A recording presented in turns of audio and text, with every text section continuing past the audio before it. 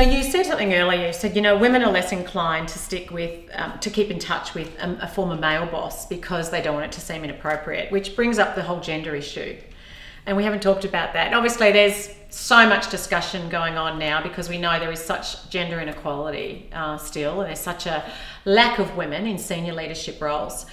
When it comes to gender, women dealing with all of the, the unconscious bias and all of those things associated with the glass ceiling, what's your take on how women can overcome those real, those certainly, well and truly well-researched hurdles when it comes to moving up in an organisation?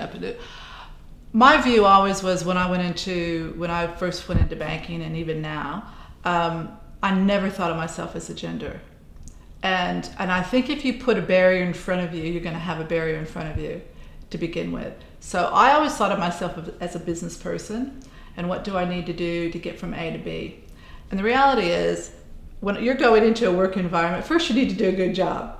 So whatever that role is that you're doing, you need to do a good job at that role. Then you need to effectively network within your own organization and find out who the stakeholders are, get to know who the people are. Because often when people think there's boys clubs within organizations, they're not really boys clubs, they're cliques. They're clubs of familiarity. They're cliques that often are a clique of a certain gender, though. Yeah, because they've taken the time to get to know. And so, I've heard cases over the years where people said, oh, so-and-so took his buddies over to XYZ organization. And then I'll say, well, did you realize that those buddies that he took over to XYZ organization included 3 girls and 2 guys? So they weren't his buddies, they were his familiarity, his clique that he took over with. So those women that were in that clique obviously got to know that management team and then win as a lift out. So they effectively, stakeholder managing, I think, is really important for women in careers, not thinking of, there's going to be gender issues for them at the time when they start thinking about if they go on maternity leave. And then that's a natural thing that's going to happen. But a lot of women aren't even going down that track until they're in their mid-30s to 40s now. So what's happening from the time that they get into their first job at 17 or 18 all the way up to 35? Then everybody's really on the same playing field. So they should be thinking of themselves as a business person. What do I need to do? How do I get from there? The same thing that the boys do, because the boys know how to network. They know they're stakeholder managing right away. They're very good at delegating, because women don't delegate, and that's half of our problem sometimes, is that we take on everything and we don't want to give things out, and therefore we don't have time to go and do a lot of those networking things because we're quality control freaks and we want to just keep everything. Well, therein lies a whole other topic. We're quality control freaks. We don't like to delegate. We like to get things done. I mean, I said earlier, we want to nail it. We want it to be perfect. And, we can do ourselves a huge disservice because of that. And I know myself, we want to feel like what we're putting out there, what we're showing is good, that people will look at it and go, that's good. But even for me doing this Raw Courage TV and having a conversation today, if I waited till I knew exactly what I was supposed to do and I had mastered the skills of having an interview on camera, I honestly would never do it. I really would never, ever get out there because I would be never good enough. And I know whenever I watch any of these back, I'm always like, oh, you should have done that. You didn't do that. You should have asked that question. I mean, I'm always seeing what I haven't done well. Same when I do a keynote speech, same when I'm coaching someone, I'm always so acutely aware of what I could have done better.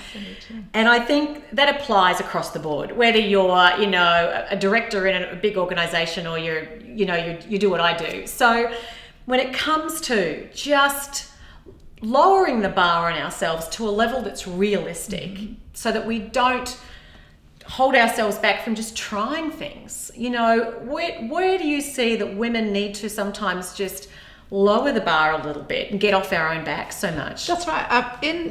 When I look at some of the ones in the large corporates, and I think, okay, I see what they're taking on, and they have teams of people, and that's a problem because they won't delegate to their teams. They won't delegate to where a guy would delegate to the team, and then if the team member made a mistake, would turn it around and say, well, that was part of the development. You know, I was trying to develop so-and-so, and, you know, it's unfortunate that he made a mistake, but the women will go, they don't want mistakes to happen.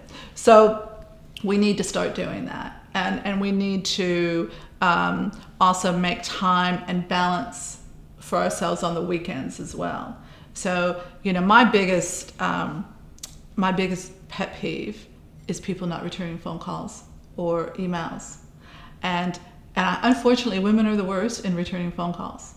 And when I did a little study on it. A little micro study. A little micro study. It's not scientific, and you know, but I rang 10 males and I rang 10 females. Man, you are very diligent on this. I did this because this was when we were doing a survey about a year ago. All right. And I thought, okay, I'm going to see if this theory works.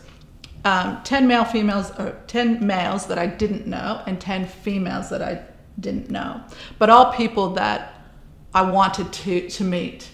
So, you know, when I rang, I said, Judith Beck, you've been referred to me, give me a call and I'll explain. That's it. Now, everybody can look me up. All they have to do is go, Judith Beck, blah, blah, blah, and everything will come up. They'll know what I do. There is a psychologist in America whose name is Judith Beck. Did you know that? Yes. I did, and she's definitely got more stuff on there. She does. Because I'm like, no, that's definitely not her. And so it's easy for them to look up who it is. So, all right. So the ones that don't know, we're going to go, okay, executive headhunter or financial executive women or that type of thing. The boys returned the phone call within 12 to 24 hours, consistently. The women only had 4 out of that 10 that returned the phone call at all, and that was within about 3 or 4 days. Now, how disappointing, because, and then I'm thinking, okay, now these are all, why wouldn't they return the phone call? I don't get that. And then so I start digging and digging and digging, and I really think it's not that they don't want to return the phone call, or that they're not professional or that type of thing. They got so much on. Yeah. They have so much on, and they're doing so much. They're not and then also, if you throw family in there as well, then they're going home at 5 o'clock and they're working still until 10.